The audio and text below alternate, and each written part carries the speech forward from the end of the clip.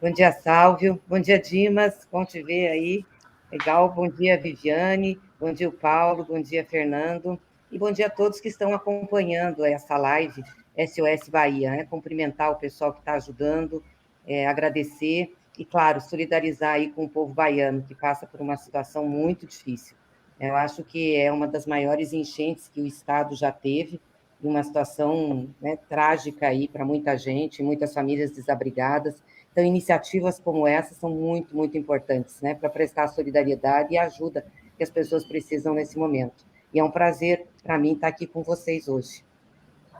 Antes de passar para os entrevistadores, eu só quero registrar aqui meu reconhecimento. Quando eu vi os 28%, eu lembrei do seu nome, falei, vi todo o seu trabalho naquele número, né, aparecendo ali tão vistoso. Então, eu queria, assim, né, parabenizar demais, né, por isso, né? Esses 28% que o PT tem de apoio no Brasil, sendo que o segundo colocado tem 2%, né? Então, é uma competência, assim, que né, não deixa dúvida, né, Dimas? Dimas só quer dar um oi aqui. Não, eu quero dar só um oi e sair, porque eu volto às 16 com o Juca Kfouri e volto às 20 horas com o Clayson, mas eu não podia deixar de dar um beijo muito grande à minha presidente, que eu gosto muito, e eu tenho um carinho muito grande por ela, e estou na luta sempre, mexeu com ela, mexeu comigo. Tá bom? Presidenta, um beijo, bom trabalho para a senhora aí, para todos nós. E não esqueçam, doe, viu? Valeu, gente. Dimas, a Viviane quer falar com você, Dimas. Eu só queria fazer minhas as palavras do Paulo, viu? Parabéns pela iniciativa. Eu não faço isso, não. Beijo, Gratidão. Não seja modesto, Dimas. É muito importante aí nesse processo. Foi muito legal a iniciativa, viu? 10. Foi do Dimas que saiu a ideia. Antes de começar a entrevista, Salve, eu queria aqui falar alguns nomes que doaram mais de 100 reais e dizer que está acabando a promoção do livro, da qual apresenta a presidente Gleisi, agora embaralhei toda a língua, mas isso é normal ao vivo, né? Já fez live, enfim, já até mandou uma carta ao qual eu agradeço ao vivo, presidente, né? Por conta desse livro que a gente assinou em conjunto, né? Fazendo live lá no canal Idaí Drummond. Então, pessoal que já está doando mais de 100 reais vai levar um livro de presente. Tem muita gente que está doando. Como a gente está com uma janelinha aí com o Cacai que teve Covid, eu queria falar alguns nomes. Magali Joana, Carolina Boechat, vamos lá, Luciano, Ana Maria, enfim, muita gente... Magali Joana, já falei, enfim, muita gente doando 120, 150 reais, 100 reais, doando menos também, porque não pode, mas qualquer valor, gente, R$1 é importante, né? Teve pessoas que doaram R$5, e a gente sabe que R$5 para uma pessoa pode fazer falta. Então, a gente tem certeza que Pix não tem limite, então pode ser R$1, pode ser 50 centavos, quanto você puder fazer é muito importante nesse momento. Salvo, fiz o serviço, só quero aqui fazer uma retificação. Também citar o canal do Rock, né? Que é o Dimas Rock. Dimas Rock, com 2 Es, que eu não citei. Citei todos as centenas de canais, quase não citei o do nosso idealizador. Então, estou aqui fazendo o meu meia-culpa. Vamos ouvir a nossa presidenta, a presidenta de mais de 1/4 da população, né? Ela talvez o presidente, ela é mais presidenta do Brasil do que o cara lá do Beto Carreiro. Então, vou passar para a Viviane fazer a pergunta, então, Viviane? Pode ser? Sim, pode ser, com prazer. Bom, queria então saudar o Paulo, né, que entrou depois. Bom dia, Paulo. Presidenta, então, é uma honra, né, estar aqui conversando com você e queria parabenizar pelo trabalho, realmente, né, que também é um reconhecimento pelo trabalho passado, pelo histórico do PT, essa primazia, digamos, na preferência do povo brasileiro, uma grande primazia, né, considerando que o segundo colocado, como o Salvio falou, é quase, enfim, um dígito, né? Enfim, mas eu gostaria, até isso tem a ver com a minha pergunta, porque eu gostaria de perguntar, na verdade, como a presidenta vê o seguinte: a gente está assistindo assim um desmantelamento das instituições e um desmantelamento do prestígio, da respeitabilidade, né, inclusive da instituição da presidência da República, né, um presidente que se declara em férias sem o protocolo, né, quer dizer, não tem um vice, a cadeira está acéfala, e assim, né, como o Paulo falou, assim, uma tentativa de desviar o foco tem sido sempre essa a política, e a sociedade brasileira cada vez com mais problemas, mais em dificuldade, né? E a gente percebe que, né, o resultado disso é que uma hora a realidade se impõe e parece que a estratégia não funciona mais.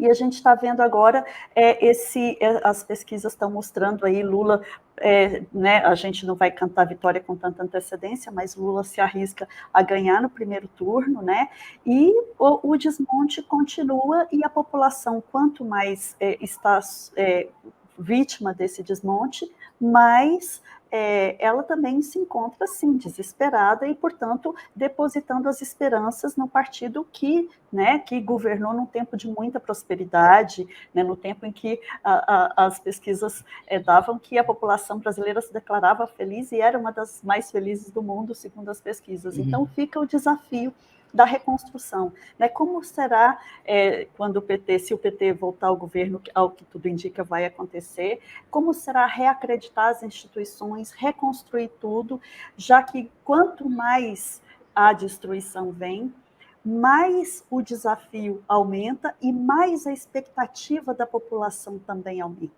né? Como a senhora encara isso? Não, bem, Viviane, primeiro eu acho que reafirmar o que você disse. Eu acho que as coisas, do ponto de vista do PT e do Lula, estão muito boas em termos de popularidade, de opinião pública. As pesquisas indicam hoje que Lula seria eleito presidente do Brasil, né? Mas nós temos 8 meses até a eleição. Tem muita coisa ainda para acontecer. E a gente sabe que quem está hoje na presidência, embora esteja desgastado, esteja perdendo popularidade, não vai entregar fácil, não vai se deixar vencer fácil. E a gente conhece um pouco o que ele significa, como ele joga, o que eles fazem. Então, eu acho que nós temos que nos preparar para essa caminhada, né? Nos preparar muito, porque a luta vai ser muito grande, né? Mesmo com todo esse desconcerto que tem no Brasil, com toda essa crise por qual passa o povo, quer dizer, eles vão jogar muito pesado. E tem uma base na sociedade, infelizmente, é uma base menor, pequena, mas tem uma base militante que acredita no que o Bolsonaro acredita na extrema-direita, naqueles princípios, preconceito, no ódio, é isso, e esse pessoal vai lutar. E eles operam institucionalmente, e nós não podemos também deixar nunca de considerar que ele está na cadeira da presidência da República, ele tem a caneta na mão, ele tem instrumentos, enfim. Então, eu estou dizendo isso porque a gente não pode achar que a coisa está dada. Vai ter muita luta, eu acho que a gente tem que se preparar para essa luta. Mas acho também que a situação que eles levaram o Brasil e que está o povo brasileiro, essa catástrofe toda que nós estamos vivendo, é muito difícil, né, o Bolsonaro ter uma recuperação grande do ponto de vista de apoio popular, porque não vai ter melhora na economia, e nós temos um problema de economia popular, as pessoas estão passando fome de novo, a renda caiu, o desemprego cresceu, a inflação, que era uma coisa que há muito tempo o Brasil não se debatia, voltou. Então, a questão econômica está muito ruim, não vai melhorar, né? Então, eu acho que as condições que a gente tem para fazer essa disputa, mesmo sabendo que ela vai ser firme e dura, são condições para a gente disputar e ganhar. E vamos pegar um país desconstruído, quer dizer, tudo que a gente tinha construído, não digo só dos nossos governos, né, mas eu digo da Constituição para cá, institucionalmente, de relação, isso tudo ele está desmontando, né? Está desmontando. A parte importante do Estado para ajudar no desenvolvimento está desmontando. Olha o que ele está fazendo com a Petrobras, o que fez com a Eletrobras, quer vender Correios, ou seja, desestruturando o Estado brasileiro, acabando com os programas, a área de meio ambiente, basta ver isso, né? O que eles fizeram com a área ambiental, a desgraça que a área de saúde, o que eles estão fazendo com a Anvisa, quer dizer, não tem lógica, o presidente da República fica brigando com o órgão, entendeu? O técnico é uma coisa. Então, óbvio que vai ser um grande desafio. E a gente tem que ter clareza que vai ser um grande desafio e que nós vamos ter que ter apoio para fazer isso. Como que a gente vai reverter, por exemplo, um processo como esse da Petrobras? Não dá para deixar continuar o que está acontecendo com a Petrobras, e nem o que ela é um instrumento importante do desenvolvimento do Brasil, vai ter que mudar isso. Então, nós vamos ter que aprovar lei, nós vamos ter que mexer nisso, vai ter... e, obviamente, que quem participou disso tudo, quem tem interesse, né, econômico, vai chiar. Então, nós vamos ter que ter força. Por isso que é muito importante agora, nesse processo eleitoral, o nosso programa ser bem claro para a sociedade brasileira, bem claro o que nós precisamos fazer e o que nós vamos fazer para poder reconstruir o Brasil, porque tem que ser um contrato para a sociedade brasileira, para quando a gente entrar, a gente ter legitimidade para fazer. Senão vai ficar um monte de setor. Isso não pode mexer, isso não sei o quê, isso aqui o mercado não quer, isso aqui não sei. Não vai ter isso. Vai ter que entrar e mexer, senão não reconstrói o país como está. Então, por isso que eu acho, a gente precisa ter um amplo apoio para o Lula, ampliar os apoios, né? Fazer alianças mais amplas para dar sustentação, para a gente poder ter apoio, mas ter um contato, um plano de governo clarinho, entendeu? Um programa de governo clarinho, para saber o que nós vamos fazer. Aí não tem problema também as alianças que a gente vai ter que fazer, as composições de chapa, se isso estiver claro. Né? Então, eu acho que é isso que vai assegurar a gente, entrando na presidência, fazer as coisas que tem que fazer. Presidenta, a gente teria na sequência agora o Cacai, no horário, né, no próximo segmento. O nosso combinado consigo era de meia hora. Temos como estender para cobrir esse horário teria esse tempo aí para ficar uma hora na live, ao invés de meia hora? Acho que não muito tempo, porque eu combinei um almoço aqui, eu tenho que sair daqui a pouco, entendeu? Já tinha combinado com o pessoal. Aí, não, tudo bem, então. Mas mais uns 10 minutos eu consigo ficar. Teremos o Marco Aurélio ao 12h15? Está confirmado isso? Parece que houve essa informação. Você tem essa informação? Parece que sim. Então, a Gleice ficando mais 10 minutos, a gente consegue encaixar. Qualquer coisa a gente fica aqui falando e pedindo doação, que é o que importa, e vamos nessa. Vai lá, Paulo. Deixa eu passar para o Paulo a pergunta aqui. Gleice, legal sua presença, né? Mais uma vez, poder conversar com você, é uma alegria. Acho que é importante a gente registrar a ação do governador Rui Costa, não de todo o governo, Estado, do povo da Bahia, que tem se mobilizado em dobro, né? Porque não só a dificuldade, como compensar a ausência e a inação do governo federal. Queria também mandar um abraço para o nosso mestre, Gleisi Ângelo Vagnoni, que está nos acompanhando aqui, mandou um comentário, né? Tenho certeza que, né, Vagnoni, estamos juntos aí, nosso enorme carinho por você. Gleisi, queria trabalhar um pouco mais esse tema da dificuldade eleitoral. Acho que é bem correto de que a eleição não será simples. Historicamente, sempre houve golpes à véspera do sistema PCB que ia perder. Por exemplo, em 78, a ditadura viu que ia perder maioria no colégio eleitoral, e em 77 teve o pacote de abril. Em 82 teve a vinculação partidária. Em 89 foi um conjunto, né? O episódio Miriam Cordeiro, a edição do debate pela Globo, a questão dos sequestradores, do Abílio Diniz, foram vários, né? Os aloprados, entre aspas, em 2006. Em 2010, aquela campanha contra a então ministra Irenice Guerra, né? Um fato meio esquecido, né? Então, ministra da Casa Civil, que antecedeu, inclusive, a você, né? Ministra da Casa Civil.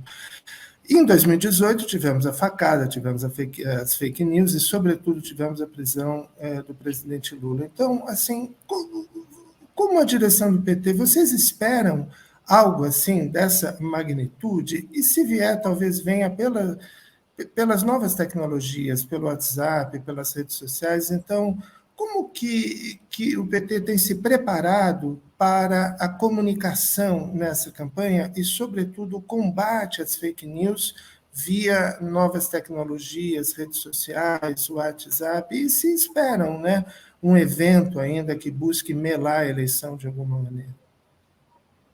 Bem, Paulo, eu queria também cumprimentar o Vagnoni, né, nosso grande companheiro. Aliás, dia 15 a gente vai estar na Ilha dos Valadares, em Paranaguá, numa atividade cultural. Acho que você vai estar lá também, Paulo, não vai não? Estou convidado, vamos ver. Então, muito legal. Vamos nos encontrar lá, então um abraço. Eu vou estar lá. Eu vou estar lá. Você também sabe, que legal, ótimo, então vamos nos encontrar.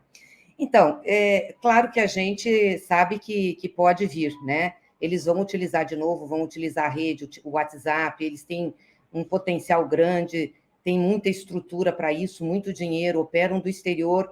A gente tem se preparado, acho que o PT melhorou bastante as redes sociais, o Lula também, nosso pessoal, os deputados, todo mundo investiu muito, todo mundo se dedicou. Mas óbvio, Paulo, que nós nunca vamos chegar ao tamanho que eles têm. Eles têm uma estrutura muito grande, um financiamento internacional para isso. É mais difícil e usam fake news, usam robôs. Nós não fazemos isso, não usamos fake news, não usamos robôs. Enfim, nós vamos ter que fazer o debate na política mesmo. Por isso a importância da nossa militância estar bem animada, estar bem organizada. Nós fizemos todos os encontros setoriais agora do PT, renovando as direções, mobilizamos muita gente internamente, o pessoal já está se organizando com os núcleos, essa relação com os movimentos sociais que tem crescido a cada dia, com o movimento sindical, com os movimentos populares. Nós já queremos entrar agora, esse ano, janeiro, a partir do dia 10, com as coisas mais ou menos organizadas para formar, né, os núcleos de discussão aí pré-eleitoral, pré-campanha, para falar de propostas, programas, para alertar as pessoas. E acho que o povo também está um pouco mais alertado sobre essa questão de mentira, de fake news, tá, né?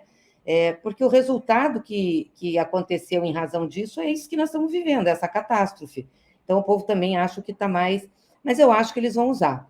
Acho que Bolsonaro pode tentar uma desestabilização institucional, entendeu? Fazer alguma coisa para não querer deixar acontecer as eleições, por isso a importância também de firmar um campo democrático, né? Independente de posições políticas daí, não estou nem falando da questão eleitoral, não, questão, independente das posições políticas, a gente ter um campo democrático que, se tiver qualquer ação de Bolsonaro, esse campo se levante, se contraponha, né? Que não vamos aqui esquecer que Bolsonaro lida com milícia, armou uma parte da população através dos decretos de liberação de armas, tem uma base importante de apoio dentro das polícias militares, né? Então, ele tem mecanismos para tentar fazer as coisas. Por isso, a gente precisa ter um campo democrático muito forte para, se acontecer qualquer tentativa, ir para cima. E, óbvio, essa questão das mentiras, de perseguição, a questão da violência, né? Isso é uma coisa que a gente também tem que ter muito foco, né?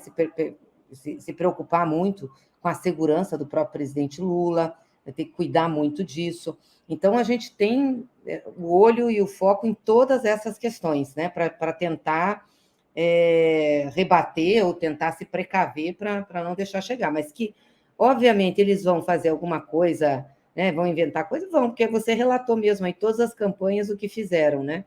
Então, a gente vai ter que estar preparado, e estar preparado para dizer para o povo, olha, não entra nisso, não, porque foram com essas mentiras que nós chegamos até aqui, né? Bolsonaro é fruto disso, fruto de um golpe institucional, fruto da prisão do Lula, fruto das mentiras que foram pregadas, e o custo está sendo enorme para o Brasil.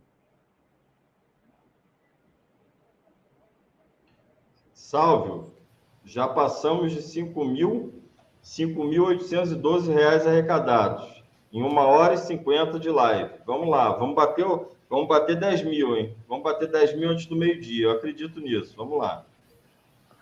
Vamos dobrar a meta que o povo está precisando lá na Bahia, muita gente precisando de remédio, principalmente está faltando muito remédio, segundo o que nos informou a CUT, porque a enchente traz consigo muita doença, muita criança precisando de remédio, então, porque alimentos as pessoas tendem mais a doar, roupas também, mas tem coisas que só se conseguem com dinheiro, uma delas é remédio, então é uma das preocupações que a CUT da Bahia me passou ontem, que eles estão pedindo essa arrecadação mais para atender essa questão dessas crianças que estão sofrendo lá, com respiração, com uma série de questões relativas, né, às condições precárias que eles ficam, né, desalojados, dormindo, enfim, em condições difíceis, né? Então, é isso. Eu acho que eu devolvo para a Viviane, então. Antes de devolver, Salve, lembrando, a promoção certo. Do genocídio... Quem doar R$100 vai ganhar um livro Genocídio, é a minha contribuição, e vocês sabem que livro é um filho, né? Agora, eu e o Salve, a gente está vivendo, eu tomaria cuidado, porque a gente só dorme se falando, né? Então, É perigoso para você, Viviane. Mas, de qualquer maneira, doem, né? E doem acima de R$100 e ganhem um livro. Já tem uma cambada, um monte de gente que comprou, então vamos nessa, vamos garantir, porque cada real importa para cada vida baiana. E do jeito que vai a coisa, né, Gleice? E aí, não ultrapassando a Viviane, do jeito que vai a coisa, é capaz daqui a pouco a gente ter que fazer uma outra live para Minas, né? Que é o Brasil inteiro abandonado. Vai, Vivi. Obrigada, Fernando. Eu ia ceder a vez ao Paulo, mas acontece que eu acho que vai dar tempo de fazer 2 perguntas por causa dessa extensão e desse atraso do almoço da Gleice, né? Então, eu queria apenas uma última pergunta, presidenta. É o seguinte... o Paulo falou mais cedo do livro Arapuca Estadunidense, né, que é o relato de um ex-executivo da Alstom, uma empresa francesa, que ficou preso nos Estados Unidos, acusado de corrupção. Enfim, tudo aquilo que a gente sabe, né, de cor e salteado. Você foi vítima, né? Que é o lawfare, e o uso, no caso, como eles põem lá, o uso da máquina jurídica dos Estados Unidos e da extraterritorialidade das leis que os Estados Unidos implementaram para uma perseguição econômica, no caso, industrial, mas também geopolítica, né? E a gente sabe que esse processo está muito desgastado hoje no Brasil, né? Acho que, assim, a população está deixando claro como ela vê as personagens que, enfim, implementaram esse cavalo de Troia, que foi a Lava Jato. De todo modo, o projeto dos Estados Unidos continua no nível mundial, né? Tem declarações do Joe Biden falando disso, né? E tem, inclusive, uma lei que está agora atualmente sendo tramitada nos Estados Unidos, no parlamento, que une democratas e republicanos e que consiste fundamentalmente em, olha, as multas às empresas estrangeiras que os Estados Unidos impuserem, se elas ultrapassarem um certo valor, uma parte disso vai para financiar novas lava-jatos mundo afora, né? Então, essa lei chama Crook Act, né? Mas ela ainda está em tramitação, não sei se vai ser implementada, mas ao que tudo indica vai, porque virou um instrumento de guerra dos Estados Unidos, né? E eu gostaria de saber, diante de tudo isso também que o Paulo rememorou historicamente, mas em contraste com o desgaste que nós estamos vendo aqui da Lava Jato e dessa politização do judiciário, como você vê esse processo? Acha que o judiciário pode ser usado em uma nova farsa para novamente servir como dar aso a um novo golpe neste ano? Não, espero que não.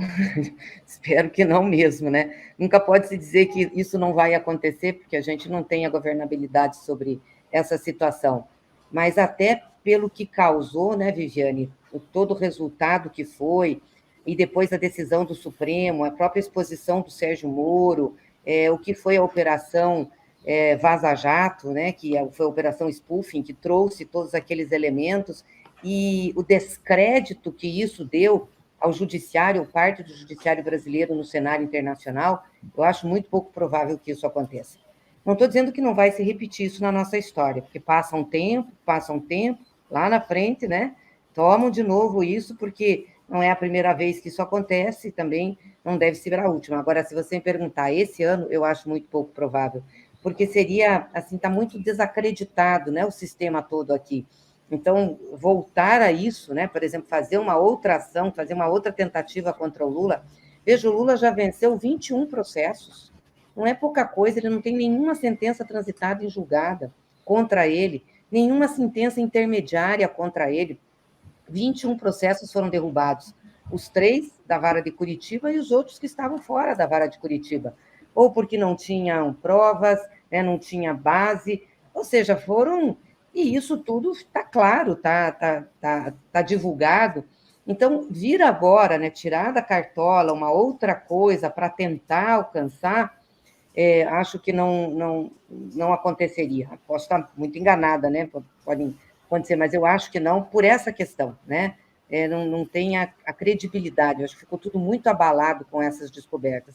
Agora, é uma tragédia isso, porque essa questão do lawfare vai continuar sendo usada. No Brasil, vai continuar sendo usada em outros países. Basta ver o que aconteceu na América Latina, com vários governos que eram governos de esquerda, também todos aí processados, né? O que aconteceu com Honduras, enfim, Bolívia, todos processados utilizando-se essa estratagema, né? E para o Brasil, isso foi o que os americanos podiam, a ajuda do Moro, né?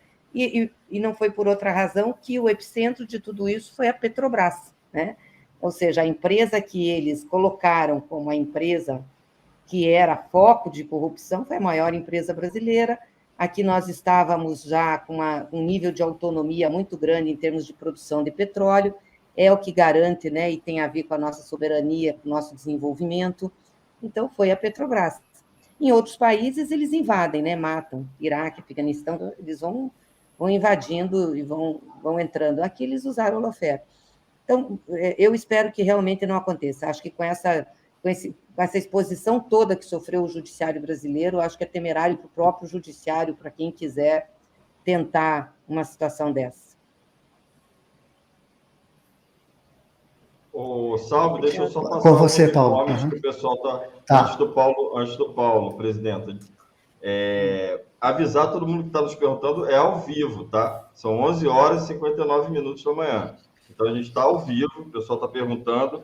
Outra coisa, agradecer a querida Consuelo Contígio, que acabou de fazer um Pix de R$200, Luiz Felipe, Camila Vital, enfim, todo mundo acima de R$100. E para quem não puder doar, né, porque a gente sabe da situação do país, para quem não puder doar, compartilhe, assine os canais. A gente está dando uma microfonia aí, mas em especial o canal da Cotter TV, o Idaí Drummond. O pessoal se confunde, fala, Fernando Drummond, e aí, eu até já discuti essa madrugada com o Salve, viu, Viviane? Por isso que eu estou falando.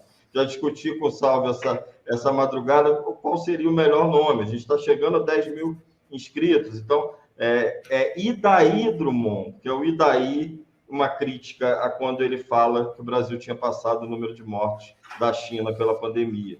Né? Mas aí eu acho que já dá para mudar, eu estou vendo com o Salve. De qualquer maneira, se inscrevam lá, se inscrevam na TVT, se inscrevam em todos os canais progressistas, GGN, Linha 743, Mídia Livre, ex-blog da Dilma, Resistentes, centenas de canais, Tutameia, Rádio Navarro, Edna Conversa, Jogo de Damas, IAM, Favela Não Se Cala, Letra Selvagem TV, TV em Baú, TV Tamu, isso tudo, presidenta, está sendo transmitido ao vivo. Tem mais, Iares e Pagus, Inteligência Acima da Mídia, Vozes Livres, Associação Brasileira de Juristas pela Democracia, a ABID, Antifascista, Debate Petroleiro, isso só no YouTube, o resto é tudo Facebook. Então, se inscrevam, porque nós precisamos de vocês. Até pelo que a presidenta falou. Só assim a gente vai poder combater as fake news. Né? Só assim a gente pode fazer a verdade prevalecer. Salve, ô Paulo, você que sabe. Vamos lá. É o Paulo. Vamos lá, então. Legal. Gleise, eu fiz uma primeira pergunta sobre as dificuldades da eleição. Agora eu vou me dar o direito aí de conjecturar um governo Lula eleito, sem que isso seja muito pretensioso. A gente vem de um processo que é o processo sob a Constituição de 88, o momento mais longo, talvez, de democracia, em que vivemos a experiência de um certo crescimento econômico, com inclusão social, num meio democrático. Isso teve como ápice os governos, eu acho que os 3 primeiros governos, sobretudo do PT, já que o segundo governo da presidenta Dilma foi muito boicotado. E digamos que o Lula seja eleito. Como você interpretaria a história, então, do Brasil? Você acha que o período Temer-Bolsonaro teria sido um pequeno hiato e, voltando o governo Lula, a gente resgataria a Constituição de 88 e seguiria, em linhas gerais, o modelo que seguimos antes, ou que não? Que a Constituição de 88, a nova República, estariam, entre aspas, superadas, enterradas, e que o governo Lula teria que inaugurar um novo período histórico. Eu vi, por exemplo, o próprio professor Postman dizendo que acreditava que a nova república estava, de algum modo, superada. Eu acho que isso também nos faz compreender a natureza da eleição, do processo eleitoral. É por isso que eu pergunto, ou seria talvez o meio termo das duas coisas? Como você vê esse tema, embora um tema complexo, né? É bem. Olha, eu acho que com certeza vai ser um governo de mais conflito do que nós já vivemos os outros, porque vai ter que recuperar muitas coisas, como eu disse, vai ter que resgatar questões constitucionais também, ou seja, buscar, né, reconstituir o que eles destruíram. Você acha que precisaríamos de uma nova Constituinte? Olha, eu acho que a gente precisaria salvar a Constituição, ou seja, resgatar o que eles tiraram. Eu acho que seria importante ter, mas tem que avaliar a correlação de forças, né? Fazer uma convocação de uma constituinte com uma correlação de forças mais conservadora é pior. Então, eu não sei se a gente não tem que avançar mais no governo, buscar um pouco mais de conscientização popular, de organização popular, de fortalecimento popular, para aí sim a gente fazer coisas mais ousadas, mais profundas, né? Porque fazer sem saber dessa correlação de forças é perigoso. No Chile, por exemplo, eles tiveram uma coisa diferente, né? Conseguiram. Estão trabalhando lá, mas eu não sei como que se daria isso aqui, né? Por isso que eu acho que o que a gente tem que fazer, a primeira coisa é uma reconstrução imediata, né, das condições de vida do povo brasileiro. A primeira coisa que tem que fazer, ou seja, acabar de novo com fome, acabar com essa coisa de pouca renda, fazer um robusto programa de investimento para gerar muito emprego, programas sociais fortes para dar a condição das pessoas sobreviverem e passarem esse período. É nisso, o foco imediato é a economia popular, tirar o povo do sufoco e da miséria, né, que nós temos que fazer. Então, é um governo que nós vamos ficar nos primeiros anos com isso, né? E procurando, ao lado disso, claro, resgatar coisas que foram importantes para o Estado ter estrutura de desenvolvimento sustentável. Como eu estou dizendo, nós vamos ter que rever muitas coisas das privatizações que aconteceram, que fizeram com a Eletrobras, a proposta que tem, né? Não sei se eles vão conseguir realmente efetivar, mas o Congresso aprovou o que estão fazendo com a Petrobras, tem que mexer na política de preço da Petrobras, e nós não temos que ter medo de falar, mas isso o mercado, e aí? A Petrobras não foi criada para o mercado, a Petrobras não foi criada para distribuir dividendo, o que é isso? Ela virou uma empresa distribuidora de dividendo agora, tem que ser elogiada porque dá uma alta lucratividade e distribui o lucro para os seus acionistas, né? Os privados que estão ganhando bilhões de reais. Não foi para isso, não. Então, aí tem que quebrar os ovos com o mercado, sim. Desde que o mercado fale mal, desde que ninguém vai desestabilizar o Brasil, assim, não é? Não tem essa de, o mercado vai desestabilizar. Não vai desestabilizar, né? Então, eu acho que a gente vai ter que ir comprando, por isso que eu estou dizendo, então, é o primeiro momento que é dessa reconstrução, que é essa coisa, né, mais importante que a gente tem que fazer, que é tirar o povo da miséria. A segunda é a gente brigar por algumas coisas que são fundamentais, senão você não tem os instrumentos de desenvolvimento do Estado. E aí, por isso que eu estou dizendo que vai ser mais conflitivo, né? Porque uma coisa é você não deixar fazer, a outra coisa é você ter que mudar o que foi feito e que agrada uma parte do mercado, porque o pessoal torce o nariz para o Bolsonaro, mas o mercado gosta dessa política que o Paulo Guedes está fazendo. Aprova isso. Se você for pegar as pesquisas, a maioria dos empresários aprova o Bolsonaro, né? O mercado financeiro também, porque a cabeça deles é essa. Então, não vai ser fácil você desmontar isso. Com um Congresso que, embora eu acho que a gente possa crescer a nossa bancada, e estamos fazendo campanha para isso, para aumentá-la, ainda vai ser de perfil conservador. Então, a gente vai ter que ir mobilizando a opinião pública, organizando, fortalecendo com os movimentos sociais, utilizando a ampliação da nossa base no Congresso, vamos ter que comprar brigas, né, para a gente poder desmontar, remontar o que eles desmontaram.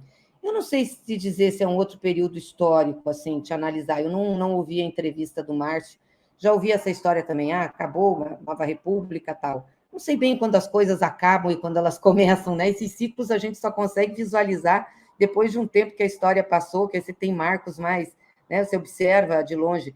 Mas o fato é que eu acho que hoje a gente vê que precisa, não é de um governo de conciliação, é um governo de enfrentamento, para a gente poder recuperar o que foi perdido e para a gente poder avançar. E eu acho que o presidente Lula tem isso claro, porque ele sempre disse que se não for para ele fazer melhor do que fez, é melhor então ele não voltar, né? E é isso, a gente vai ter que avançar aí para poder melhorar a vida do povo.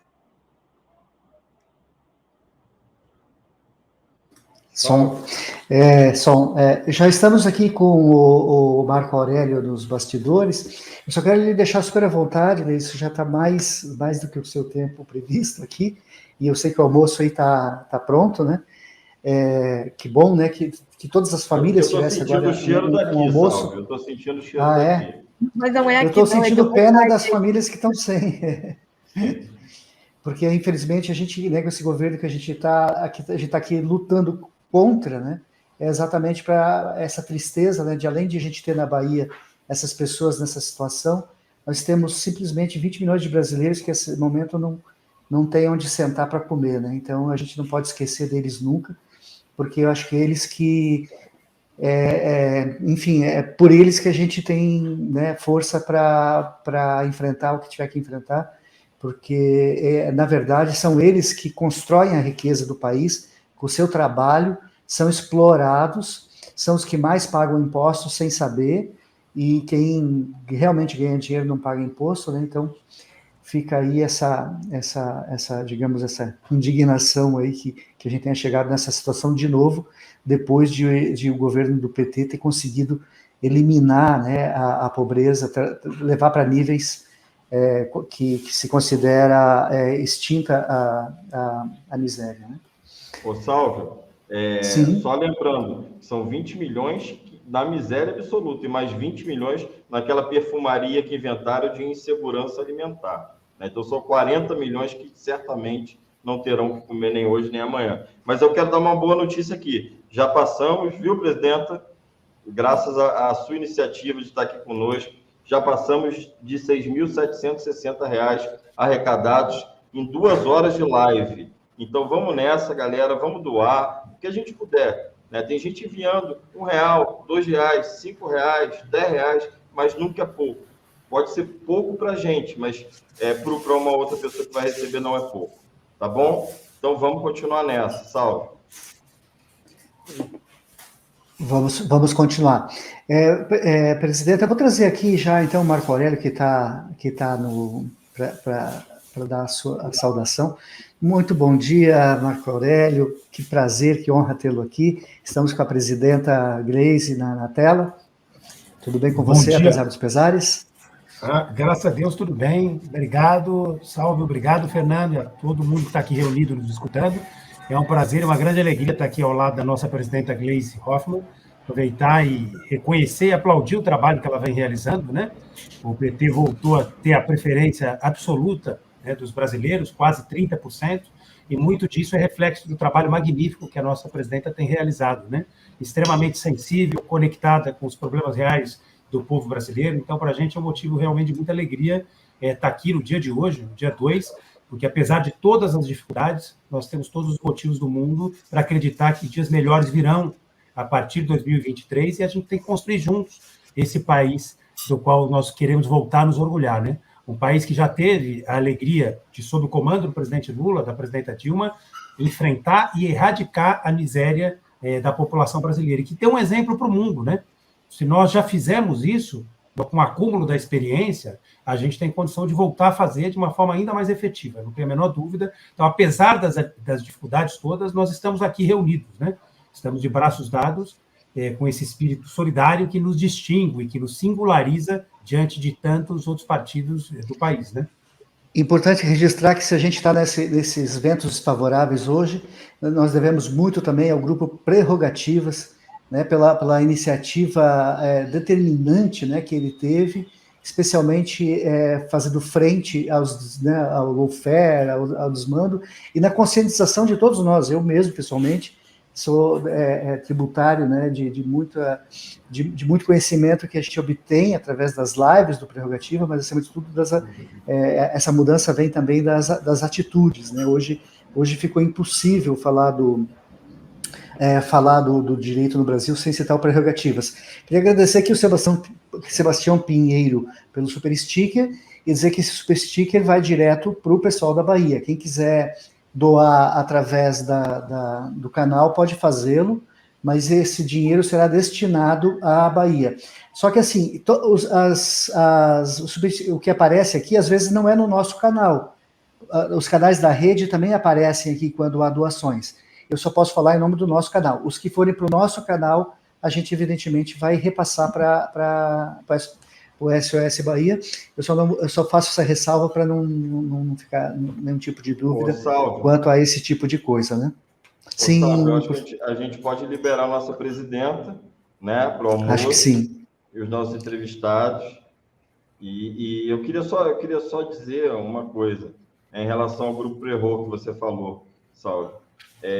Se hoje a gente ainda tem uma democracia para falar o que a gente pode falar aqui hoje e para pedir para ajudar os nossos irmãos baianos, se hoje eu vou repetir, a gente ainda tem uma democracia, se deve ao Grupo Prerro. Então, antes de qualquer crítica que você faça sentado no seu sofá, antes de qualquer crítica de jantar, de qualquer coisa, pense que para você criticar, teve que ter o Grupo Prerro atrás. Então, eu queria fazer esse desagravo. Eu sei que eu quebrei o protocolo, eu só estou como apresentador aqui, Marco e presidenta, mas não podia deixar de falar isso, tá, Saulo?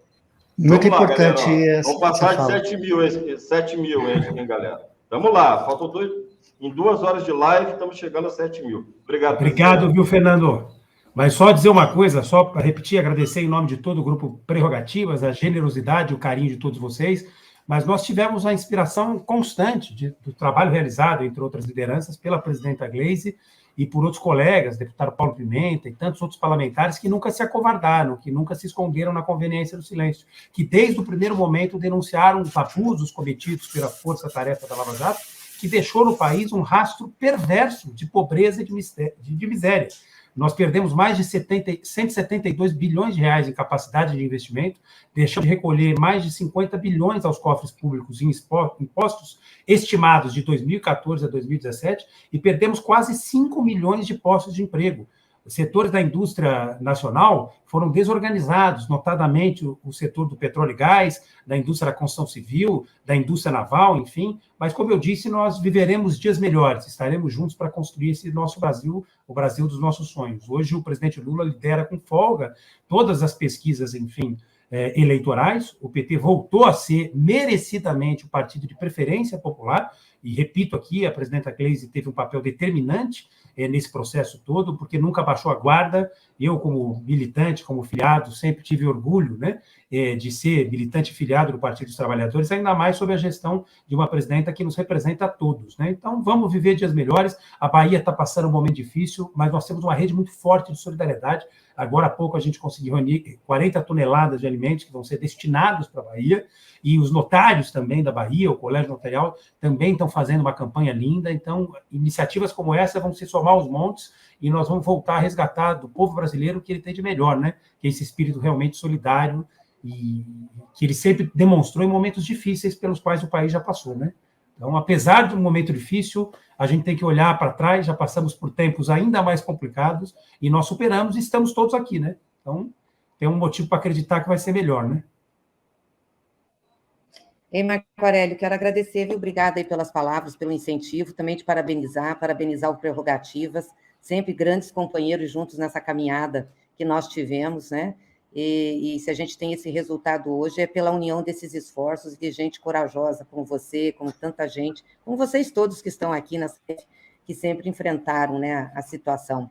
E queria agradecer a oportunidade de ter conversado aqui com vocês, de novo parabenizar, viu, Sálvio, Paulo, Viviane, Fernando, a iniciativa, a importância que tem isso, quer dizer, fazer a conversa sobre o momento político que a gente está vivendo e também prestando a solidariedade, e deixar o meu cumprimento aqui para o governador Rui Costa, que tem sido um grande governador, tem se dedicado, né, não arredou o pé das áreas com problemas, está em cima, tem ido atrás, tem se virado, e ele tem demonstrado que é ser um governante, tem empatia, sobretudo, né, que é a capacidade de se colocar no lugar do outro, de sentir a dor do outro, o que o Bolsonaro não tem.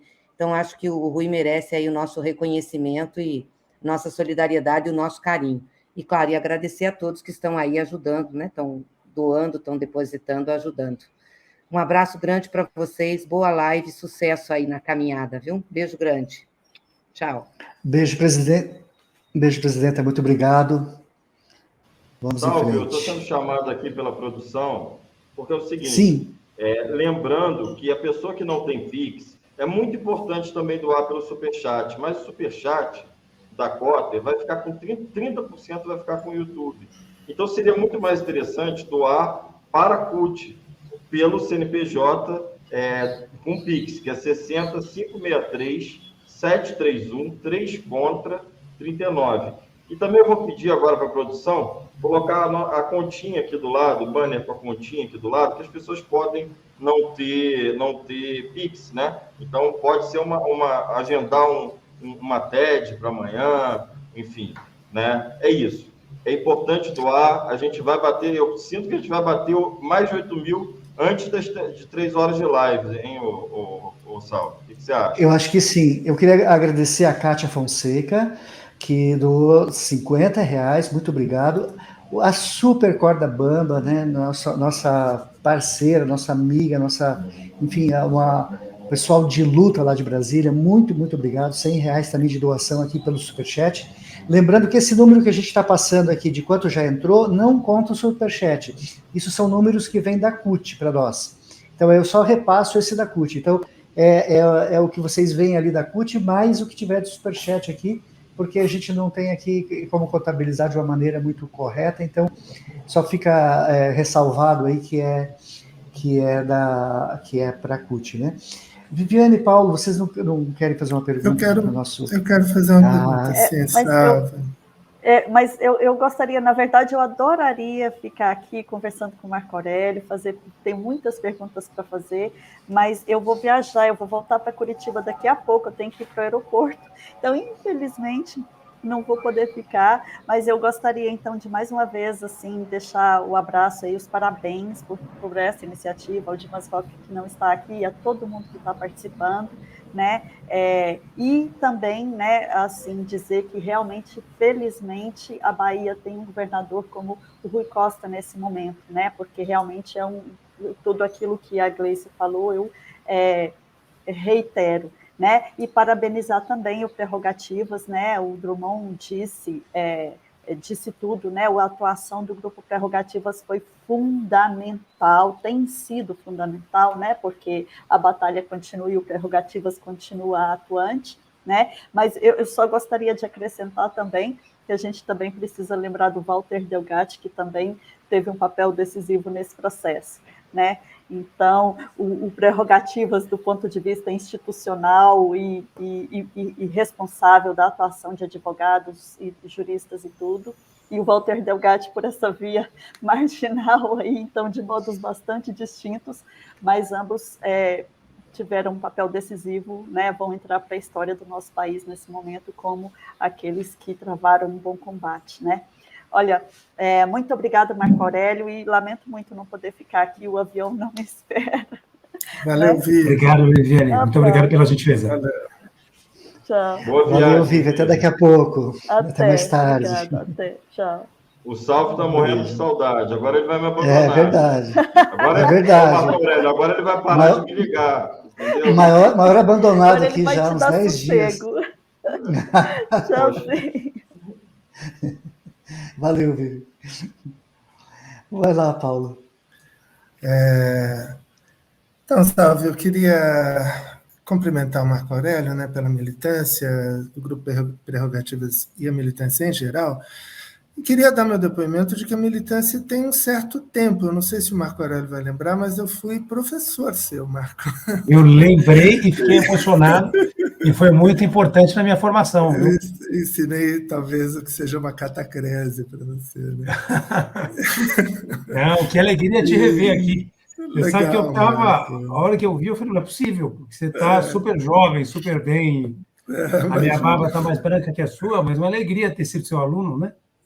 Legal, no formal. O Paulo está conservado no formal. De estar lá com vocês. A sala era incrível, a sala do Eduardo também, a sala sua, de outros. E E também mandar um abraço para o Paulo César de Carvalho, né, seu irmão, também meu colega, né? Meu apelido era Carvalhinho porque Carvalhinho, ele era o professor Carvalho. Ele era o professor Carvalho, exatamente.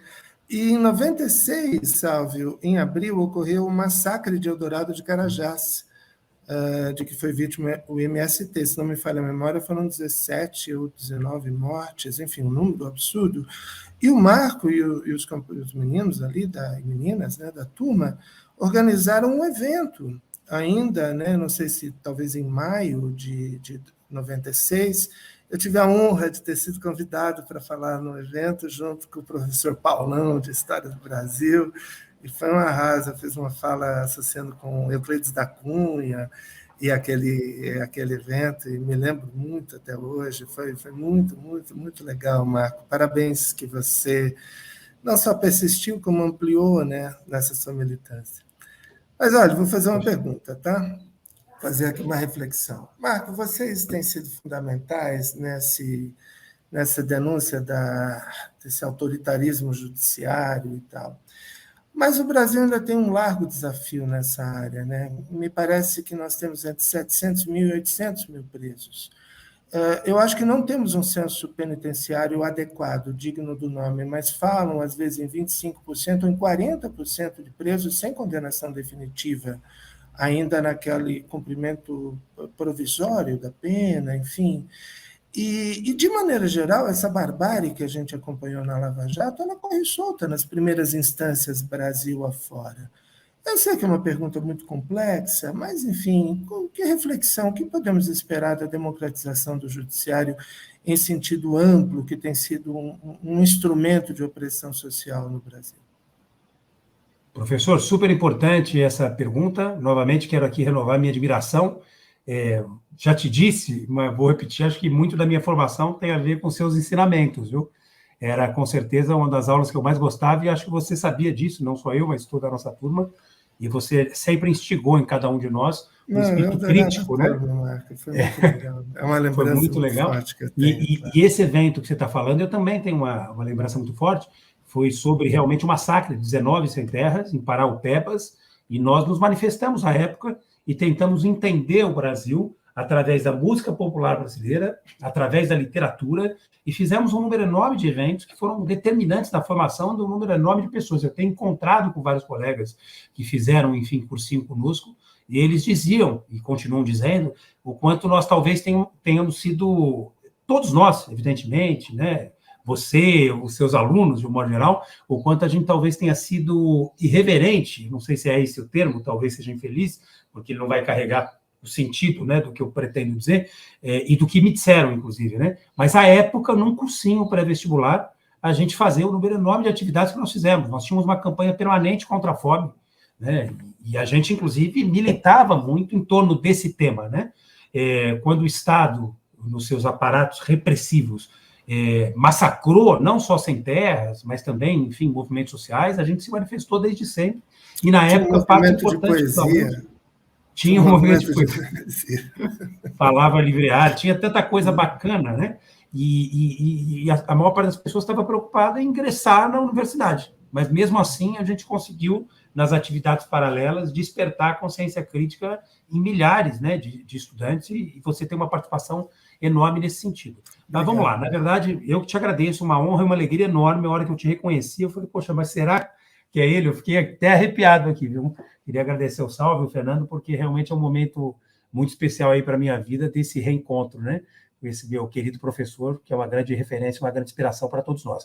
Mas veja, o Paulo é professor de todos nós, viu? Mas eu achei que ele professor... Você viu minha barba? Não, é que, na verdade, o Paulo ele tem 150 anos. Entendeu? Eu acho que só não revela isso. Ele tem quem estiver nos assistindo aqui não deve estar entendendo muito bem.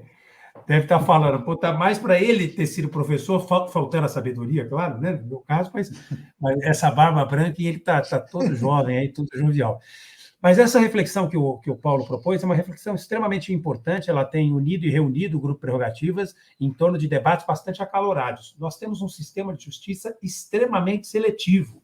40% dos presos são presos provisórios que não tiveram nem sequer uma condenação que pudesse justificar um dia a menos nas suas respectivas liberdades.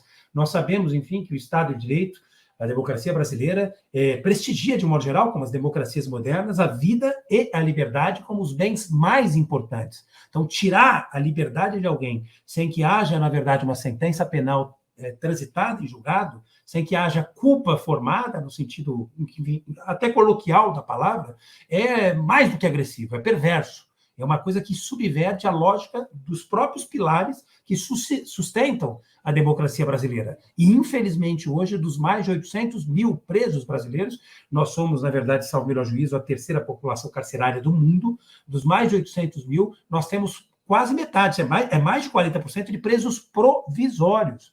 E a realidade das prisões brasileiras, que são verdadeiras masmorras medievais, enfim, é de estarrecer qualquer cidadão, não precisa ser exatamente humanista, né? Nós temos hoje presos provisórios em delegacias de polícia, sem nenhuma condição de cumprimento provisório de pena ou de qualquer coisa que o valha. Então, é um assunto que nós precisamos enfrentar. O nosso sistema de justiça é seletivo, parece jargão, mas infelizmente não é. É uma triste realidade, talvez seja a forma mais apropriada da gente se referir a isso. É um sistema de justiça seletivo que tem um alvo preferencial. É a população pobre, preta e periférica. O Brasil amarga a triste realidade de ter sido o último país no mundo a acabar com a escravidão. Acabou com a escravidão, de certa forma, mas inaugurou um outro tipo ainda mais perverso de exclusão da população negra, que continua sendo o alvo preferencial da letalidade policial e desse sistema que encarcera em massa milhares de brasileiros sem qualquer tipo de justificativa e sem qualquer tipo, inclusive, de tratamento pedagógico que possa reinserir aqueles que cometeram tais ou quais delitos ao convívio normal e saudável em sociedade, né? Então, a nossa realidade do sistema de justiça é algo que preocupa seguramente não só o Grupo Prerrogativas, mas eu acho que a militância progressista de um modo geral. E esse é um dos temas que nós vamos ter que enfrentar no próximo governo do presidente Lula. Se Deus quiser, ele vai se eleger, pelo que parece, é o franco favorito, né, em todas as pesquisas, mas é um tema central. Os governos progressistas não enfrentaram questões relacionadas ao papel, enfim, das suas polícias. Nós sabemos muito bem qual é a realidade que a gente vive em estados importantes que a gente governa, como o estado da Bahia, como o estado do Ceará. São estados governados por governadores progressistas, como Rui Costa e como nosso queridíssimo Camilo Santana, enfim, mas é um assunto que ainda nos envergonha e que a gente ainda não conseguiu enfrentar com efetividade. Agora, respondendo objetivamente, sem querer monopolizar o tempo, Fernando, Salvio, a pergunta do professor, veja, nós só vamos ter condição de democratizar, né, o nosso aparato de justiça, o nosso sistema judicial, o poder judiciário propriamente dito, quando a gente conseguir sentir os efeitos das políticas de inclusão na área educacional. Infelizmente, nós temos um judiciário extremamente elitista, que representa, na verdade, e reproduz uma visão de mundo que é uma visão de uma parcela muito significativa, aliás, muito, muito ínfima da população brasileira. Infelizmente, as castas que estão hoje comandando o nosso sistema de justiça são castas da nossa elite e que reproduzem a forma de pensar o mundo dessas próprias elites. Se você for observar, professor, foi feita uma pesquisa há um tempo atrás sobre o TRF4 e é de envergonhar. Se você for pegar a árvore, né, das famílias, você vai ver que o pai do presidente do TRF4 já era desembargador, o tio já era desembargador, o primo virou desembargador. São famílias, enfim, que estão, né, comandando determinadas instâncias do nosso sistema de justiça, reproduzindo uma forma muito atrasada de enxergar, de pensar o mundo e uma série de coisas. Então, esse é um tema realmente muito importante, muito caro, né, para nós do campo progressista. Eu espero que a gente consiga enfrentar, mas a minha esperança é que a gente só vai conseguir mudar. Primeiro que nós temos que reformar as instituições. Temos que reformar o Conselho Nacional de Justiça, que é o órgão de controle externo, ou deveria ser, do Poder Judiciário, que não funciona, que tem uma visão extremamente corporativista, equivocada, míope. Temos que reformar o Conselho Nacional do Ministério Público e temos que oxigenar esses poderes e essas instituições com a entrada, na verdade, de novos brasileiros que pensam de uma forma diversa e que representam outros segmentos da sociedade brasileira, né? Você imaginar que um juiz vai decidir a sua vida, né, enfim, entra no judiciário com 20 e poucos anos, sem qualquer outro tipo de experiência, o sujeito passa num concurso público e já carrega sobre os ombros uma responsabilidade que pode definir a sua vida, sem, às vezes, qualquer tipo de experiência de vida mesmo, né? Ainda mais jurídica, que não tem nenhuma. O sujeito saiu da faculdade, teve a alegria de fazer um bom cursinho, na maior parte das vezes, de ter tempo para estudar, de não precisar trabalhar, porque essa é a regra da turma que entra nesses cargos e que ocupa essas funções de Estado, e aí reproduz a forma de pensar o mundo das suas famílias, das suas castas, enfim. Então, nós só vamos conseguir democratizar realmente o Poder Judiciário a hora que a gente conseguir, digamos, avançar na nossa reforma educacional, né? E acho que o ProUni teve um papel importantíssimo e a gente já começa a ver as primeiras famílias... Cotas, né? Pois é, as cotas, nós começamos a ver agora os primeiros médicos negros, os primeiros médicos, enfim, com o primeiro diploma da família. Isso ainda no sistema de justiça está demorando para chegar, mas a gente já tem notícia de gente que ingressou no Ministério Público e que é o primeiro diploma da família, de gente que prestou concurso para juiz e que é o primeiro diploma da família, mas a demora no sistema de justiça talvez seja ainda um pouco maior. Esses cargos são destinados a poucos, até por uma questão de tradição familiar, né? O sujeito é filho de juiz, quer ser juiz, quer que o filho seja juiz, quer que o primo seja juiz, o tio é juiz.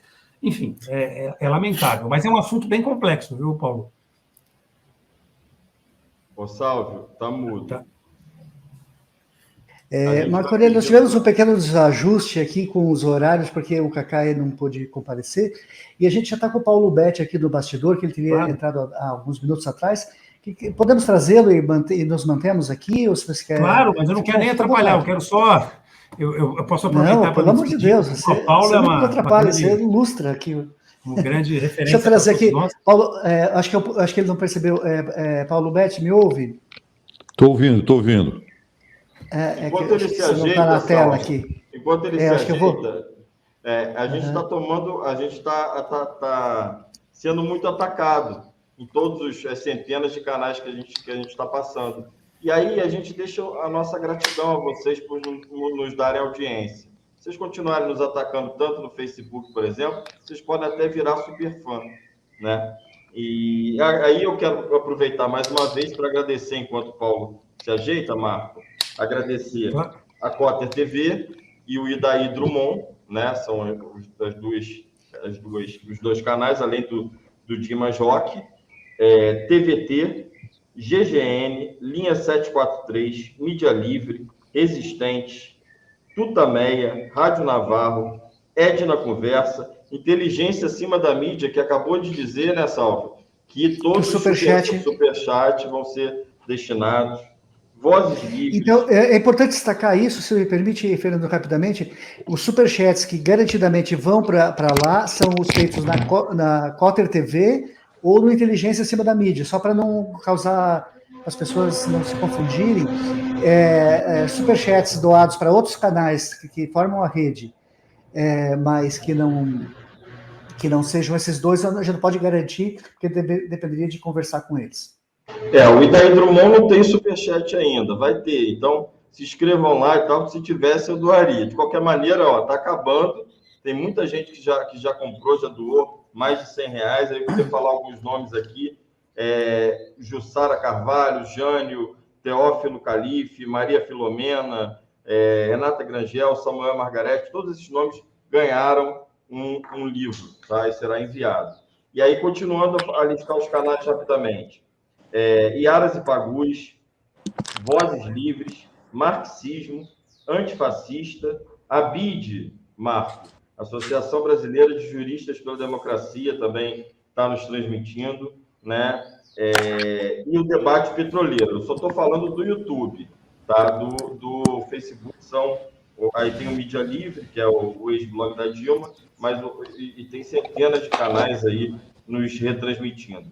E é isso. Vamos lá, Sálvio. Sálvio, eu vou me despedir, Fernando, Sálvio, né? Certo. Marco, vamos ver se conversamos outras oportunidades. Vou pedir para o Sálvio depois passar meu telefone para você, Paulo. Vai ser uma alegria. Ótimo, por favor. Obrigado mais uma vez. Tchau, Sálvio. Kátia, tudo bem? Tchau, Paulo, obrigado pelo esforço. Eu sei que você está aí, atrapalhamos teu passeio, mas obrigado aí pela presença. Legal. Valeu, hein?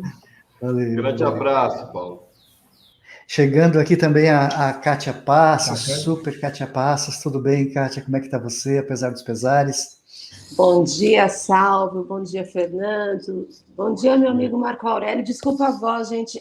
Isso aqui É saída de uma influenza das brabas, Salve sabe que eu estava recuperando. Olha o Paulo de volta aqui agora, desculpa. Imagina, Paulo Betti de volta. Paulo, bom dia também, bom dia a todos e todas que nos assistem. E é um prazer, viu, Salvo, estar aqui com vocês, com o Paulo, com toda a turma. Vamos bater um papo bem gostoso nessa manhã aí.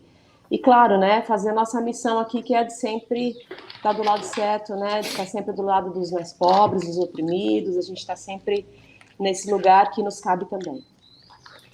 Maravilha, eu só estou preocupado com o Marco Aurélio, eu não quero te comprometer mais do que o... Tá tranquilo?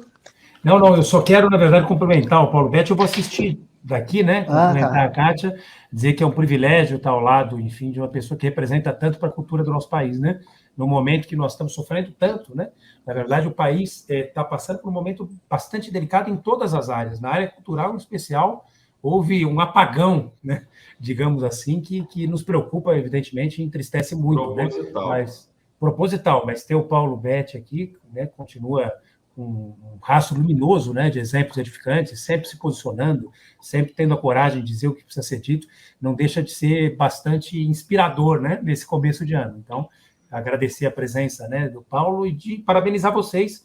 O Grupo Prerrogativas vai seguir ao lado de vocês nessa iniciativa belíssima e contem conosco sempre. Muito obrigado, Marco Aurélio.